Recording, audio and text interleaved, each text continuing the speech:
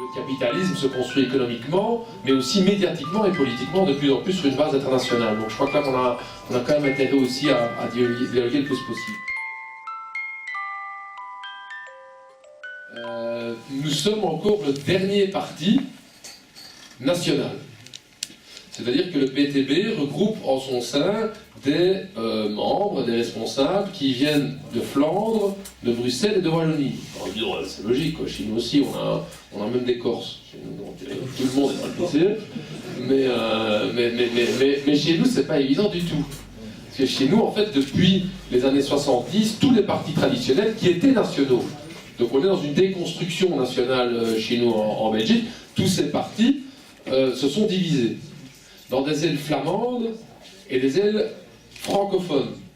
Ils ont des statuts différents, ils se tirent dedans, ils ont des programmes différents. Donc, par exemple, une social-démocratie plutôt du type blairiste en Flandre, et une social-démocratie plutôt à une sauce pseudo-française, parce que là, j'ai l'impression qu'on comprend aussi le côté blairiste, donc tout se rejoint, mais non, c'est très compliqué. Il ne facilite pas les référentiels politiques, mais je vais dire en tout cas qu'il y a un peu des traditions différentes. Donc, chez nous, le PTB est né en 79, d'un courant qui à l'époque se revendiquait de ce qu'on appelait communément le courant chinois, hein, pour ceux qui s'en rappelaient, dans un certain référentiel de Pékin, hein, en dispute avec des partis qui étaient plutôt alignés sur une capitale un peu plus proche, qui était à l'époque l'Union soviétique. Bon. Mais depuis, on a un peu évolué, etc., etc. On en reviendra tout à l'heure. Mais dès le départ, nous sommes restés un parti national. Et c'est quand même une fierté importante pour nous, même si on a beaucoup de pression pour nous diviser. Et pourquoi on a une grosse pression? Parce qu'en fait, le pouvoir bourgeois, le pouvoir classique, est en train de se subdiviser.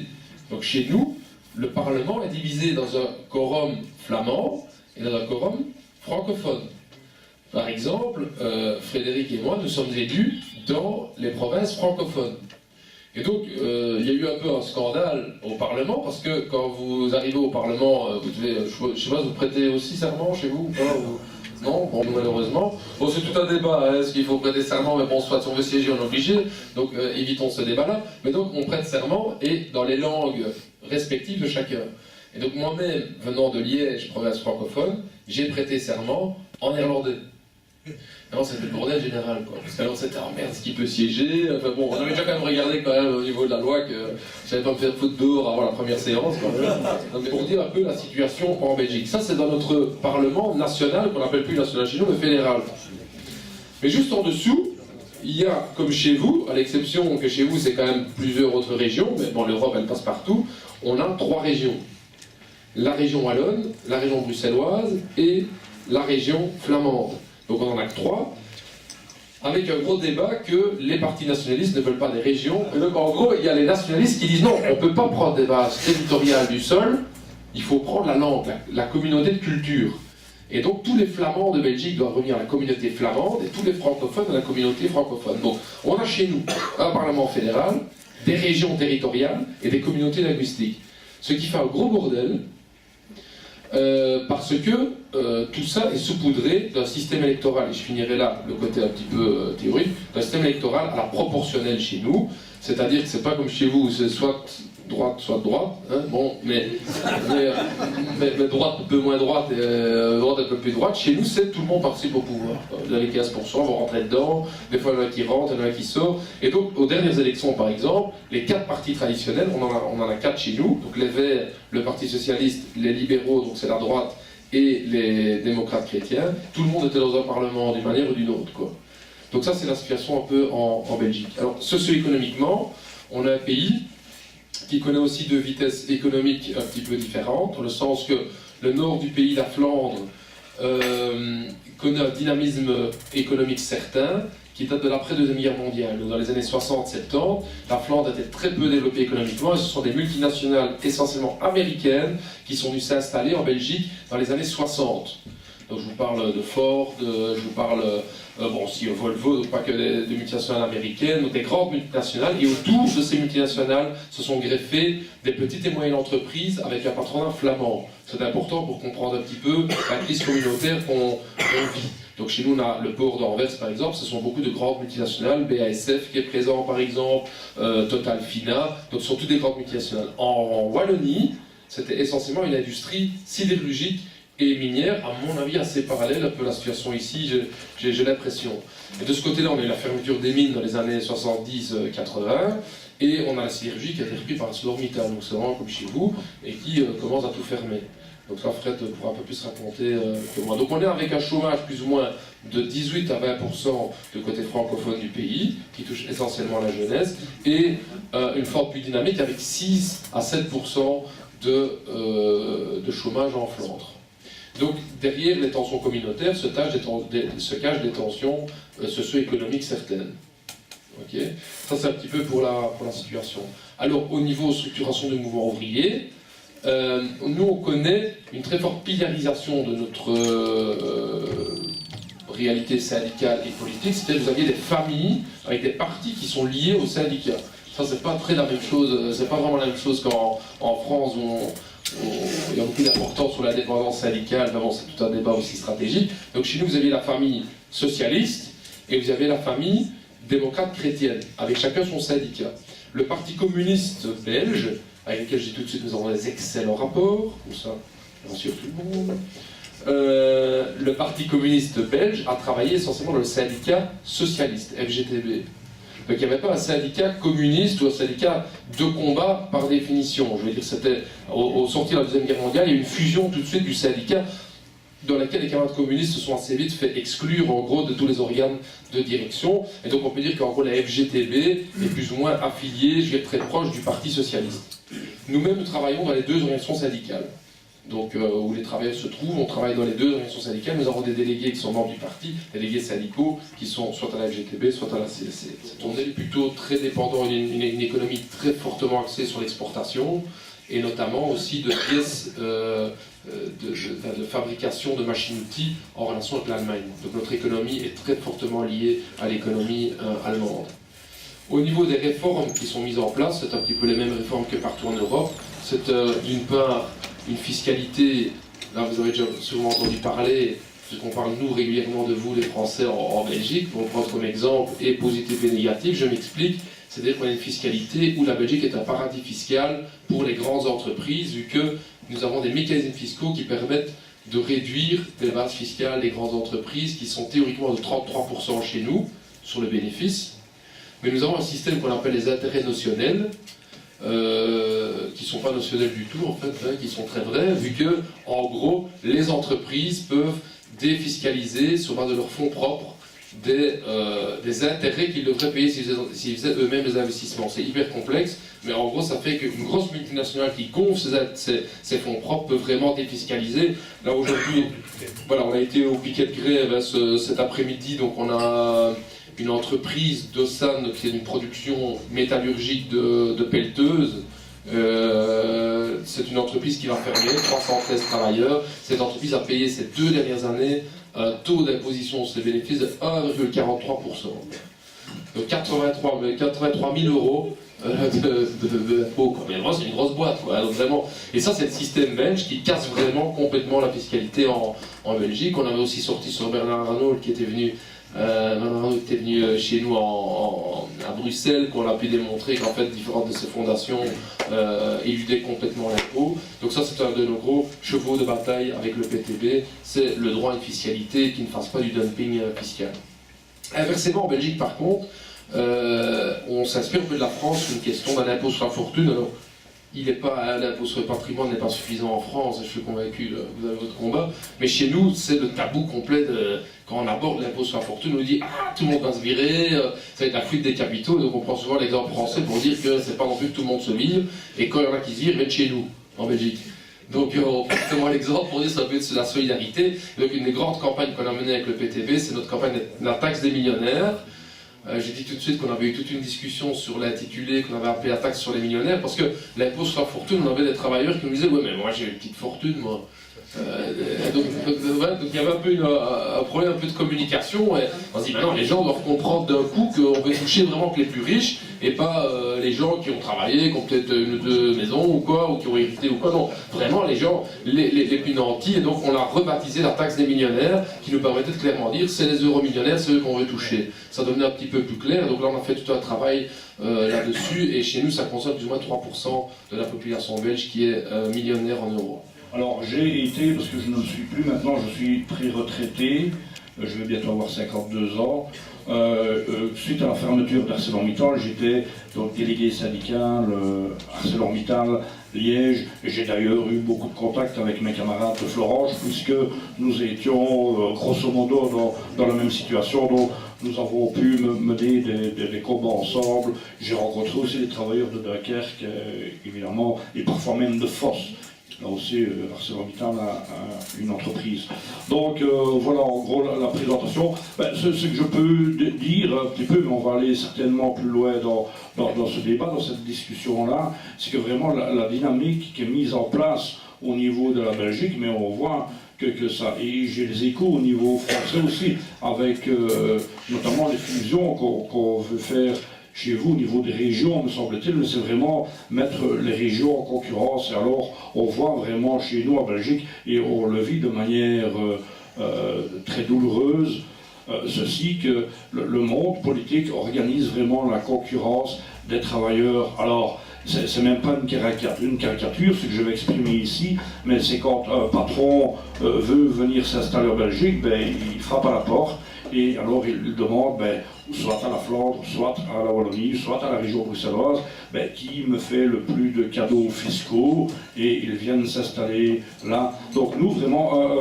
de s'installer, ça ne veut pas dire rester. Donc, aussi ArcelorMittal, Raoul n'en a pas parlé, mais sur 1,3 milliard de bénéfices, il a payé 496 € d'impôts en Belgique. Donc c'est les dynamiques qui sont mises en place, et malgré tout, ArcelorMittal ferme la sidérurgie liégeoise. Donc j'avais suivi à l'époque ce qui s'était passé à Florange, avec notamment, c'était Danone me semble-t-il, et il y avait encore une autre entreprise automobile, Daihatsu je pense, où ils avaient fait des cadeaux fiscaux pour ces entreprises-là, viennent s'installer à Florange, ils avaient des cadeaux fiscaux pendant 5 ans, puis après 5 ans ils se sont virés. Donc on voit les dynamiques, faire des cadeaux fiscaux, faire des aides, n'arrange rien si ce n'est pour les capitalistes. Donc ça c'est vraiment une chose que je voulais aussi mettre en avant, puisque le pacte de responsabilité ou responsabilité, je ne sais pas comment Hollande appelle ça, mais je crois que c'est un petit peu la même dynamique. Donc faisons des cadeaux aux entreprises le plus possible, et ils vont rester et développer l'emploi. Et la dynamique, Raoul aime bien ce terme-là, c'est un terme que j'ai découvert, paradigme, donc j'ai dû aller voir dans le dictionnaire ce que ça voulait dire, donc c'est vraiment le cadre imposé, mais les politiques ne veulent pas sortir de ce cadre-là, et nous, c'est vraiment essayer de faire sortir les travailleurs, et c'est vraiment notre action sur le terrain, faire comprendre aux travailleurs qu'autre chose est possible, et les faire penser autrement. C'est vraiment tout ce niveau de conscience qu'on essaye d'apporter aux travailleurs, à travers évidemment l'organisation qu'on peut avoir au parti, on verra peut-être plus tard dessus. Donc on est organisé au niveau communal, puis dans les entreprises, et c'est extrêmement important, mais vraiment ce contact-là permanent, dans les piquets de grève, dans les manifs, on en organise aussi des manifs, des piquets, c'est déjà arrivé, mais ça on ne peut pas trop le dire, c'est plus délicat. Enfin, pour dire qu'on est vraiment le seul parti aussi qui est organisé au sein des entreprises, et c'est extrêmement important pour nous, mais pour dire que ce que vous connaissez, ce qu'on connaît, c'est la même chose, c'est la mise en concurrence entre les travailleurs, et on essaye vraiment de faire prendre conscience aux travailleurs que ça ne nous mènera à rien. On a eu par exemple 160 délégués syndicaux qui étaient présents sur nos listes électorales. Donc en Belgique, ce débat entre le lien entre le syndicat et le politique ne se pose pas de la même manière que j'ai cru comprendre qu'en France. Donc l'avantage, c'est qu'il y a ce rapprochement un peu avec le PTB. Le désavantage, c'est que le politique a énormément d'influence sur la combativité, oui ou non, des organisations syndicales. Et ça, c'est quand même une grande problématique en Belgique, mais néanmoins, on a connu ces dernières années, en 2005, une grande grève générale contre le pacte des générations, qui a été rebaptisé par tous les syndicalistes le pacte anti-génération, et qui en fait touche l'allongement des carrières. Bon, c'est le même débat en France, hein. Donc chez nous, l'âge de la pension légale est de 65 ans, mais beaucoup de travailleurs peuvent quitter le marché de l'emploi avant, soit par restructuration, soit par pension anticipée. L'exemple de Fredo, qui continue néanmoins à militer, le camarade d'âge, il n'est pas en train de se reposer, mais il a pu avoir une pension anticipée, une pré-retraite à 52 ans, parce que l'usine est en fermeture. Donc chez nous, c'est 52, 54 et 55 ans pour les entreprises en restructuration ou en fermeture. Et puis vous aviez droit à une pension anticipée interprofessionnelle à 58 ans avec 25 ans de carrière. C'est ça, Eric? C'est toi qui es le connaisseur technique. 58-25, c'est-à-dire que vous aviez 25 ans de carrière, si vous vouliez quitter le marché de l'emploi à 58 ans. Aujourd'hui, en Belgique, il n'y a pas de débat encore pour augmenter l'âge de la pension au-delà de 65 ans. Par contre, on est en train d'abroger toutes les portes de sortie de pré-retraite. Donc on vient de passer la pré-retraite de 58 à 60, maintenant de 60 à 62, et on va supprimer, c'est ce qui est mis sur la table, la possibilité de départ lors des entreprises en restructuration. Donc tout ça dans le but d'allonger les carrières, alors que, dans notre logique anticapitaliste évidemment, il y a chez nous 600 000 jeunes qui attendent qu'une seule chose, c'est de pouvoir commencer à bosser, quoi. Donc de ce côté-là, voilà, on a travaillé avec une jonction comme en génération pour que les jeunes, je crois que ça a été le cas aussi très fortement en France, que les jeunes se mobilisent aussi sur la question des retraites, ce qui n'était pas une chose évidente, et ce qui a été le cas tous les 2 ans, je ne sais pas si on fait comme ça en France, mais on a un accord interprofessionnel pour tous les secteurs du pays qui se négocie sur les salaires minimaux, quoi. Il n'y a pas en France, c'est par secteur uniquement en France. Ouais. Mais donc chez nous, c'est il y a quand même des conventions de secteur. Il y a des conventions de secteur, mais il y a un salaire minimum global. C'est ça, mais qui est imposé par l'État, je pense. Hein. Ouais. C'est la République chez vous. Hein, c'est la République qui décide de tout ça. Chez nous, c'est de la négociation entre patronat et partenaires sociaux. Normalement, l'État n'intervient pas. Sauf quand les deux n'arrivent pas à se mettre d'accord, alors le gouvernement intervient. Chaque fois du côté du patron. Donc c'est un petit peu, donc ça fait déjà 3 fois d'affilée où il n'y a pas d'accord, parce que son syndicat dit ça va pas. Et donc là, il y a déjà eu 3 mouvements de grève sur cette quelle question essentiellement, c'est les salaires. Donc nous avons encore en Belgique un système qui devient de plus en plus unique, c'est celui de l'indexation automatique des salaires. C'est-à-dire que chez nous, en gros, ils calculent ce qu'on appelle chez nous un panier de la ménagère, c'est-à-dire une sélection de produits. On va analyser s'ils augmentent, oui ou non, de prix par l'inflation. Et une fois calculée cette augmentation, elle est traduite automatiquement sur les salaires en Belgique. Alors, automatiquement, là, j'exagère un petit peu parce qu'en 93, le gouvernement a déjà pris des mesures pour penser à la santé des travailleurs belges. Et ils pensent beaucoup à nous, merci au gouvernement, ils ont introduit l'index santé. C'est-à-dire qu'ils ont retiré du panier de la ménagère l'essence, le diesel et le tabac et l'alcool. C'est pour la santé. Donc en gros, toutes les augmentations de ces produits-là, ça marche plus. C'est pour notre santé, on n'a qu'à plus consommer l'essence et le diesel. C'est toutes des méthodes comme ça pour vider l'index de sa consistance. Et donc chez nous en Belgique, en fait, il n'y a plus de droit à une augmentation salariale au-delà de l'index. Parce que l'avantage politique qu'il y avait en Belgique, c'est que quand vous aviez l'index, les syndicats avaient négocié, l'index c'est 0. Donc si l'index était 4%, la négociation elle commence à 4%. C'est qu'est-ce que tu me donnes au-delà des 4 ? Parce que 4 c'est pour maintenir mon pouvoir d'achat, ça compte pas ça, donc ça on met de côté. Donc le patronat il râle souvent en Belgique parce que à la table de discussion c'est bon, tu me donnes combien au-dessus de l'index ? C'était ça l'habitude, et donc c'était 2%, donc en gros c'est 6% en tout, mais les 4% c'était pour l'indexation automatique. Et donc là on a une forte pression en Belgique du patronat, mais aussi de l'Europe. Et ça je voudrais alors un petit peu aboutir là-dessus, parce que là je pense que ça fait notre grand point commun, c'est que l'ensemble des gouvernements belges ont signé le traité d'austérité européen. Comme chez vous, c'est exactement le même traité, donc les sociaux-démocrates, les démocrates chrétiens, les Verts étaient dans le Parlement wallon bruxellois, ils ont voté là-bas, et ils ont voté contre au fédéral, le même texte. Hein. Ah, ils ont réussi, quoi, vraiment, c'est des grands écarts, c'est vraiment des déchirures qui vont vraiment faire très mal à l'entrejambe, parce qu'ils ont réussi à voter contre le même texte au fédéral et pour au régional. Donc ça, c'est le système belge. Donc, bon, là, on les a pas ratés, aux élections, là, on aurait rappelé à tous les débats, mais donc ça, c'était pas mal. Et donc, ce traité d'austérité, aujourd'hui, implique évidemment beaucoup de coups de son dans les services publics. Donc là, ils viennent de décider de ne pas remplacer 3 fonctionnaires sur 4 en région wallonne et 4 sur 5 au fédéral ne seront pas remplacés. Donc 5 départs Il n'y a qu'un seul remplacement. Donc c'est énorme, quoi. Donc c'est un peu à la belge, donc il n'y a pas de licenciement sec. Ça c'est chez nous, mais je sais pas si c'est comme chez vous, mais c'est toujours le gros débat, quoi. Ils ferment une usine, ah mais il n'y a pas de licenciement sec. On trouve toujours, on regarde les gens à gauche et à droite, quoi, mais l'emploi disparaît, mais il n'y a pas de licenciement sec. Pourquoi? Parce que prépension, parce qu'on ne remplace pas les pensionnés, etc. Donc chez nous, ça c'est vraiment quelque chose qui fait très très mal. Une augmentation de la TVA, c'est la fameuse hein, la TVA sociale, comme ils veulent l'appeler. Là.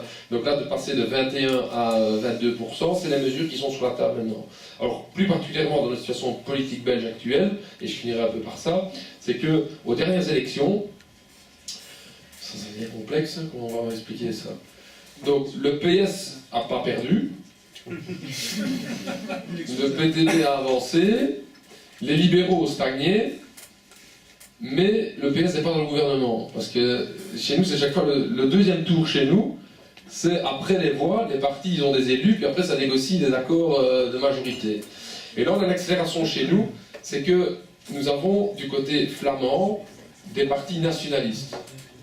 Mais qui sont tous des partis nationalistes de droite. On ne va pas ouvrir ici le débat sur les partis nationalistes de gauche, comme les pays ibériques, etc. C'est un autre débat dans le mouvement de gauche à avoir. En l'occurrence, chez nous, la situation elle est très simple. C'est que les partis nationalistes, ils sont tous socio-économiquement de droite. Et donc leur but, c'est d'appliquer une thérapie de choc de droite, mais en même temps de diviser le pays. Et donc on est en train de diviser toutes les compétences chez nous. C'est-à-dire que la sécurité sociale, qui est donc une sécurité sociale comme chez vous, qui est interpersonnelle, on est en train de la subdiviser entre une sécurité sociale flamande et une sécurité sociale wallonne. Et ça, c'est les grands enjeux. Fred en a parlé tout à l'heure sur la pression qui est faite de la concurrence. C'est que pour nous, c'est un combat aussi pour maintenir cette sécurité sociale unie. C'est un grand combat des organisations syndicales et de certains partis politiques. Mais je pense qu'on reste presque tout seul dans cette question-là. Le Parti socialiste belge est vraiment encore un parti de masse. Il est vraiment, même ça diminue, Fred pourra mieux en parler que moi, parce qu'en fait Fred est un ancien cadre du PS. Ouh.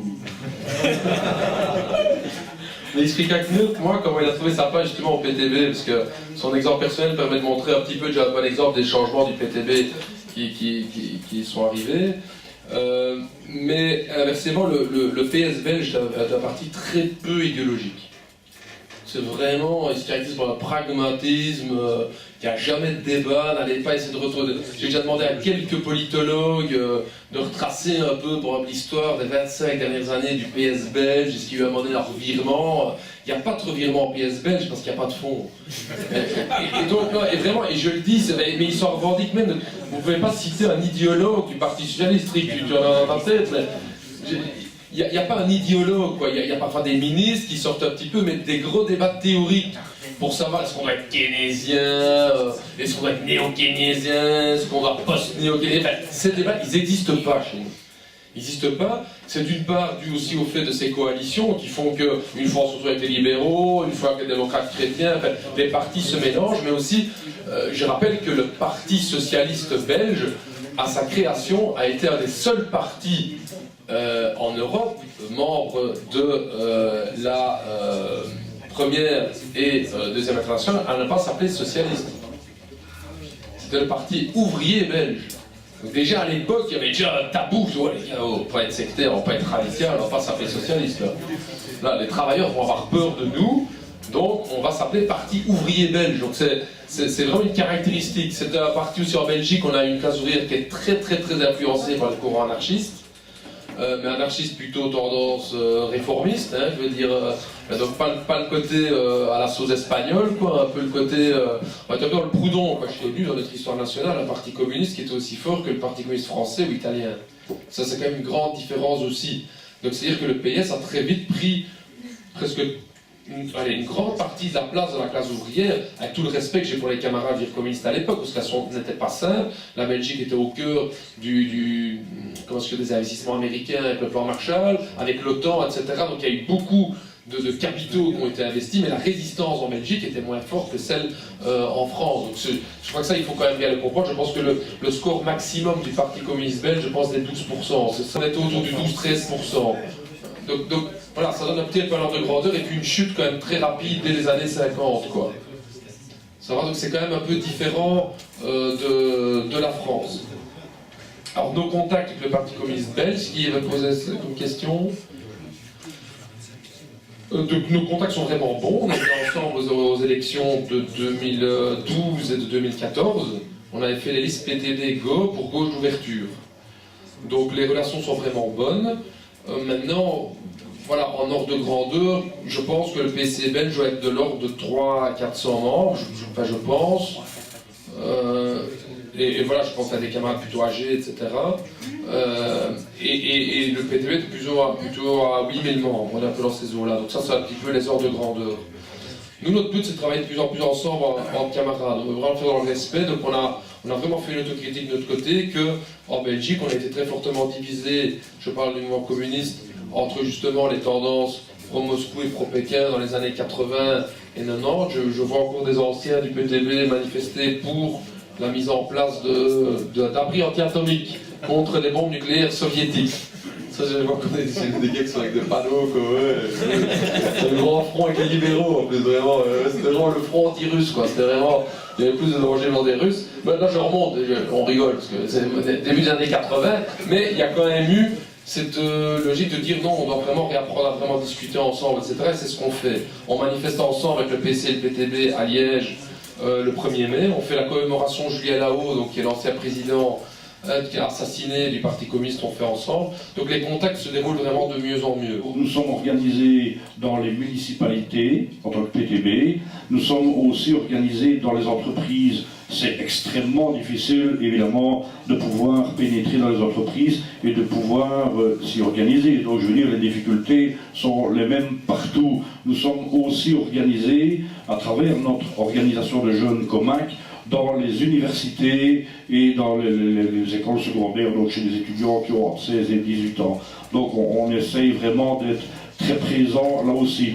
Alors, bon, il faut la réalité belge, si je parle de la réalité que j'ai connue, moi, en tant que sidérurgiste, si je prends les chiffres du mois d'octobre, nous étions 3000 travailleurs dans la sidérurgie à Liège, nous étions 3000 syndiqués. Donc c'est notre réalité. Le taux de syndicalisation est extrêmement élevé, en tout cas dans les secteurs, dans les grands secteurs, et notamment de la sidérurgie.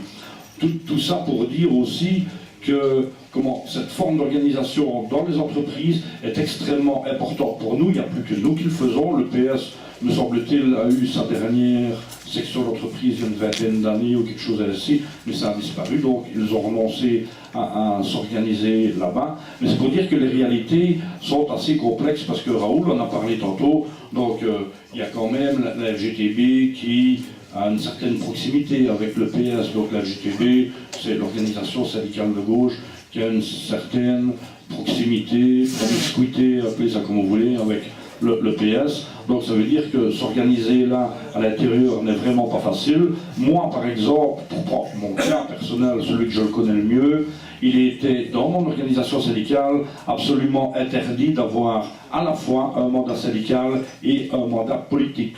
Ce qui veut dire que pour être candidat sur une liste électorale, j'ai d'abord dû attendre d'être à la pré-retraite, puisque j'avais un mandat syndical par ailleurs, donc c'était absolument interdit. Donc pour dire, encore une fois, que ce n'est pas facile, mais vraiment l'intérêt qu'on a de pouvoir s'organiser dans les entreprises, et ça a été mon cas, c'est que, j'en ai parlé tantôt avec un camarade, c'est qu'on peut là alors organiser des travailleurs qui sont affiliés dans différents syndicats. Donc, ce qui veut dire, si je fais une équivalence, nous avons pu organiser dans la sidérurgie, via le PTB, à travers moi et à travers d'autres camarades du PTB qui étaient militants syndicaux, nous avons pu organiser des travailleurs qui étaient affiliés à une équivalence CGT et d'autres qui étaient affiliés à une équivalence CFDT. Donc, ce qui est très difficile à faire en tant que simple délégué syndical, pouvoir organiser ce groupe-là, parce que fatalement vous allez avoir vos affiliés de votre organisation syndicale, mais au travers du PTB, on a pu organiser des travailleurs venant de plusieurs organisations syndicales. C'est vraiment extrêmement important pour nous de rester organisés dans les entreprises, tant du privé que du public, avec une difficulté supplémentaire, c'est que maintenant on voit de plus en plus la PMisation des entreprises, donc des grandes entreprises, ArcelorMittal ou d'autres, mais qui se subdivisent en sous-traitants. C'est vraiment l'éclatement des sociétés. Donc pour pouvoir organiser les travailleurs, c'est encore une difficulté supplémentaire. Donc voilà, on est confronté à tout ça, mais je dois dire qu'on avance à petits pas, mais on avance bien, on progresse constamment. Donc c'est absolument nécessaire de le faire pour nous. Alors pour revenir un petit peu sur mon histoire et l'histoire du parti, l'histoire récente que j'ai connue, donc Raoul tantôt m'a balancé, il a dit, et il a raison, parce que c'est une vérité, que j'ai été membre du Parti Socialiste, donc pendant 15 ans, j'ai même, et ça il ne l'a pas dit explicitement, mais j'ai même été président du Parti Socialiste dans mon village, à peu près 13 000 habitants, et alors... qui ouais, c'est un gros village. Ouais. Dans une ville, nous, c'est 60 000 habitants. Il paraît qu'ils ont des villages de 150 habitants et tout. Ah oui, c'est vrai. Ouais. Il y a eu le fusion des communes, c'est vrai, il y a eu tout ça. Bon. Voilà. Donc, mais bon, et alors, là, comme je l'ai dit, la fracture s'est faite au moment de ce que le Parti Socialiste a imposé aux travailleurs en 2006, notamment en termes de carrière plus longue, etc. Enfin, des mesures antisociales que le PS a imposées aux travailleurs. Donc, je n'ai pas pu rester dans ce parti. Et naturellement, mais vous vous rendez bien compte qu'il n'y a rien de naturel là-dedans, je me suis rapproché du PTB, rien de naturel, puisque le PTB fait un travail des entreprises. Alors, la question de la stratégie, c'est un vaste débat qui est posé ici. Peut-être commencer par la question de la participation au pouvoir, parce que finalement les deux questions sont très fortement liées.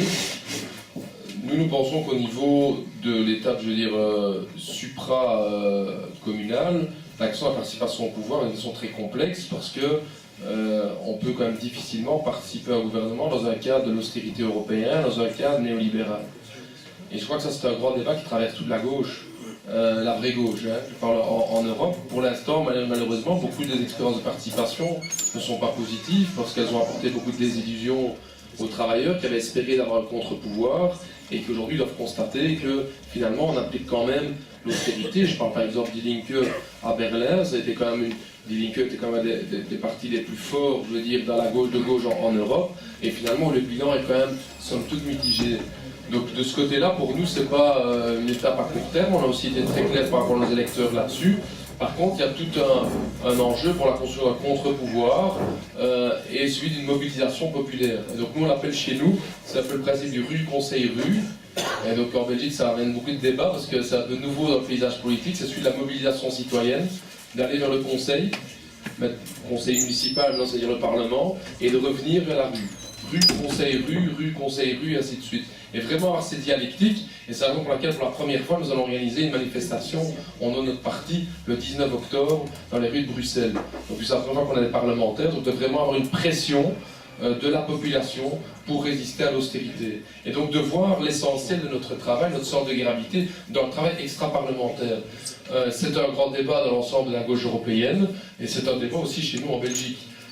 Dans la campagne, dire aux gens, écoutez, votez pour nous, en tant que tel, c'est pas une finalité, c'est un début de quelque chose. C'est pas toujours sexy à dire en campagne électorale, mais on est quand même très content d'avoir dit.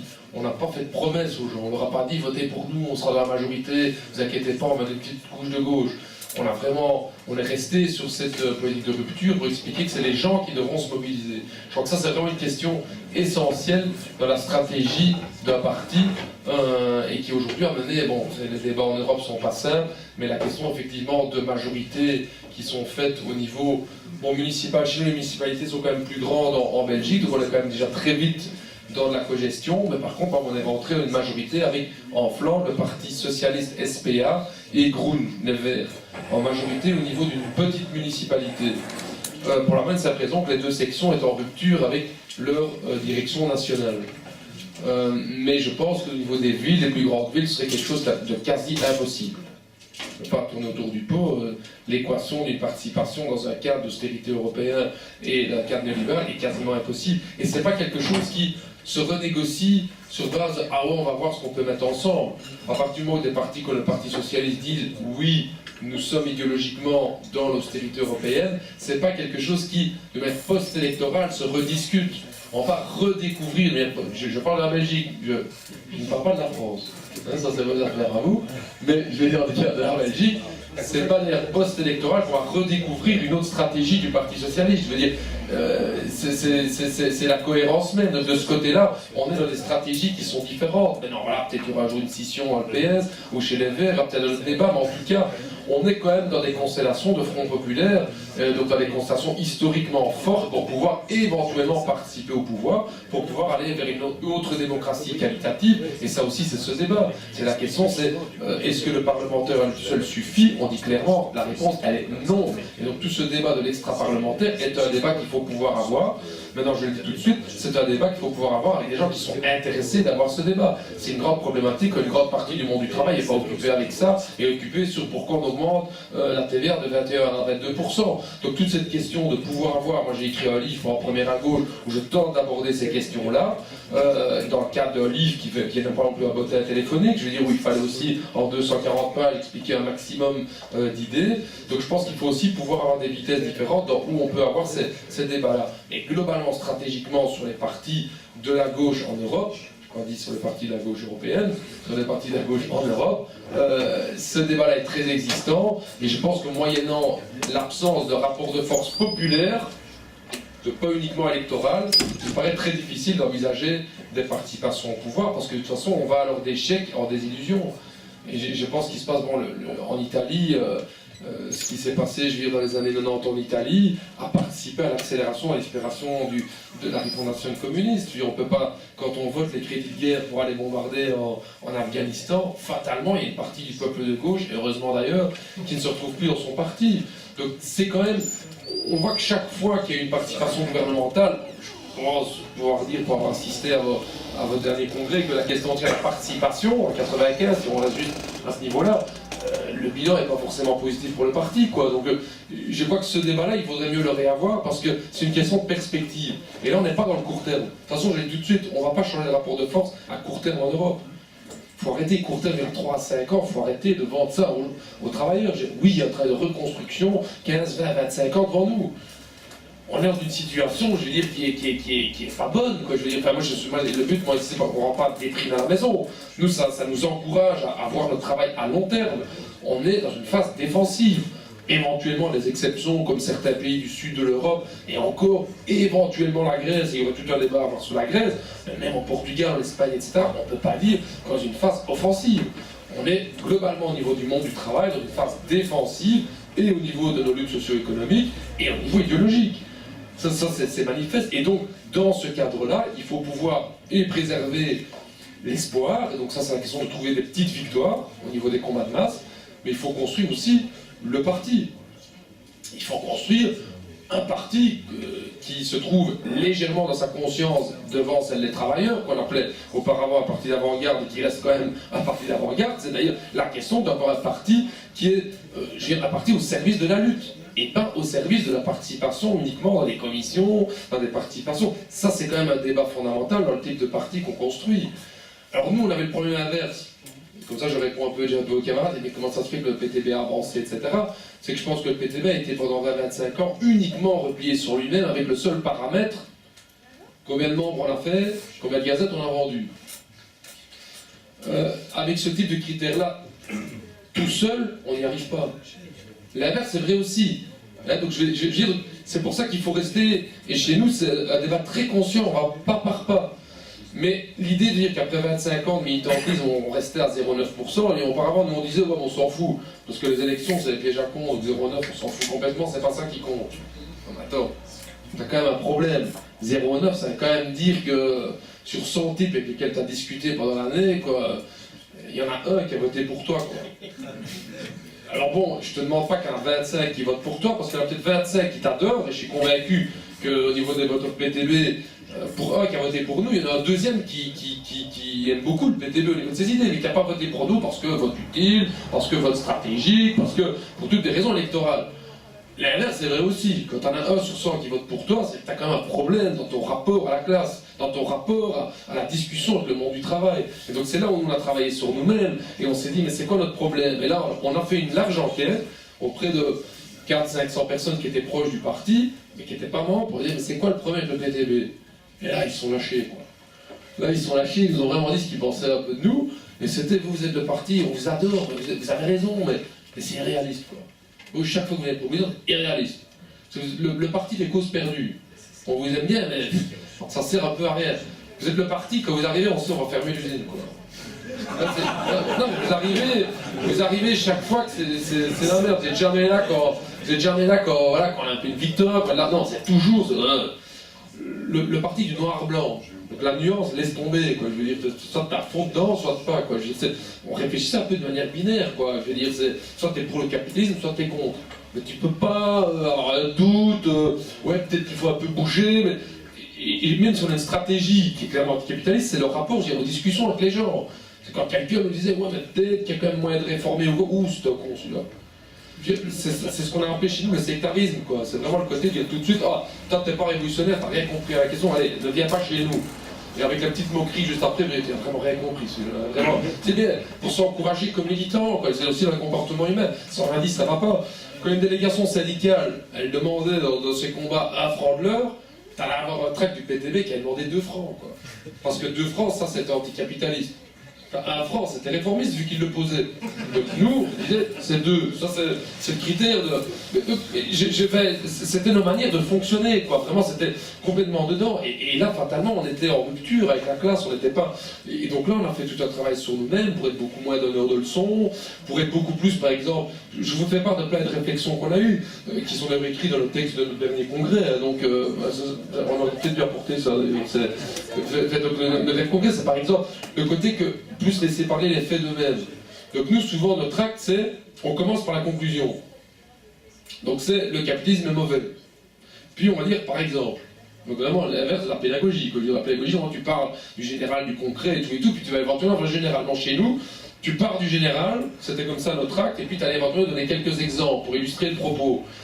Donc on a essayé de revoir, on a dit tantôt en rigolant, ça a été une mesure phare d'écrire en caractère 16 ou 18. Le tag. C'était un gros débat, parce qu'auparavant on écrivait en caractère 11, parce qu'il fallait tout mettre dedans dans le tag. Recto verso A4. Il fallait tout mettre, parce que sinon, là c'était le début de la fin, c'était le réformisme, parce que t'avais pas mis la 6e idée. T'avais pas parlé, c'était bien, t'avais pas parlé du traité d'austérité, quand encore le gars il se bat pour son parc, qu'il avait 2-3 plantes en plus politique, c'était un peu l'expérience, quoi. Dans un crâne humain, quand Marx dit que toute idée devient matérielle, que quand il rentre dans le crâne, scientifiquement, entre un tract qui est écrit et qui n'est pas lu, et un tract qui n'est pas écrit et pas distribué, c'est la même chose. Non, l'idée n'est pas rentrée dans le cerveau. Non, mais des fois, c'est quand même la réflexion. Donc je veux dire, donc la question qu'on a commencé un peu à se dire, bon les gars, dans l'usine, dites-nous un petit peu qui a lu le tract. Deuxième question, qui a compris le tract? Qu'est-ce qu'ils en ont retenu? Par exemple, en sidérurgie, on s'est rendu compte, donc on avait quelques camarades qui étaient hyper forts dans l'analyse et tout, mais je sais pas parce que mon père, en l'occurrence, était un militant en sidérurgie. On était le parti qui avait tout prédit. Donc la fermeture, on l'avait prédit. Donc le nombre de gens qui nous ont dit « Ah putain, vous avez tout vu venir. » Non mais, écoute, ça nous arrange quoi? Nous, on doit être le parti qui organisait la résistance, pas le parti qui avait vu venir le désastre. Je veux dire, ça sert à quoi, ça? Un peu de la conscience. Alors, on l'avait dit, on s'en fout qu'on l'avait dit. Il fallait pouvoir organiser la résistance, et des alternatives, et la conscience, parce que lutte ne se traduit pas qu'uniquement par le maintien de l'outil. La lutte, c'est aussi la conscience politique, c'est l'organisation. L'inverse peut être vrai aussi. Vous pouvez gagner une lutte socio-économique et la perdre politiquement, parce que la démocratie récupère tout. Donc, c'est très complexe. Donc on a commencé tous ces débats-là, et par exemple, donc on a commencé à faire l'effort sur notre acte, avec une obligation de trancher 2 idées. Lesquelles, ça c'est le bordel en discussion, c'est la lutte, tout ce qu'on veut et tout à l'intérieur du parti, mais 2 idées. C'est comme ça les gars, il n'y a pas place pour 3. Et donc ça on a fait cet effort écrit, on l'a fait aussi oralement. Donc ça c'est la question, le fameux speech de 45 minutes avec mais qu'il y ait les 15 idées dedans. Ou la question, est-ce qu'on va chercher le sens d'une formule communicationnelle? Et donc tu as raison de dire que le PTB a fait un effort là-dessus. Moi j'y ai travaillé avec d'autres camarades sur dire, avant la forme on s'en foutait quoi. Avant, moi, je vais dire, je l'ai dit parfois en rédaction, il y a 10 ans, un journaliste sonnait au PTV, on disait, ouais, toi, pas très bon, toi, t'es pour le capital, plat. Parce que, voilà, alors on s'est rendu compte que non, dans les rédactions, même mais chez nous, on n'a pas de très opinion, hein, donc la situation est différente. Il y a des journalistes qui sont plus ouverts que d'autres à des questions sociétales. Je veux dire, le débat de société, certainement que la précarisation du métier et du journalisme, vous avez une lutte de classe qui rentre dans les rédactions. C'est un cadre limité, les gars. Hein, je veux dire, ça reste chez nous 3 groupes d'actionnaires qui contrôlent l'ensemble du secteur médiatique chez nous. Mais il y a des marges, et donc c'est ce débat-là qu'on a décidé d'avoir depuis 2008 et qui fait qu'on participe, qu'on est plus dans les débats aussi du dimanche, etc., etc. Donc ça a été tout ce champ. Et je finirai un peu au niveau organisationnel. C'est que donc on a ouvert le parti, donc on est passé à 8 000 membres, et nous avons 3 niveaux de membres chez nous. Les membres consultatifs, qui payent 20 € et qui viennent à 2-3 réunions par an. 20 € par an. Puis les membres de groupe, les membres organisés, qui ont des réunions tous les mois, voire toutes les semaines, pour les militants.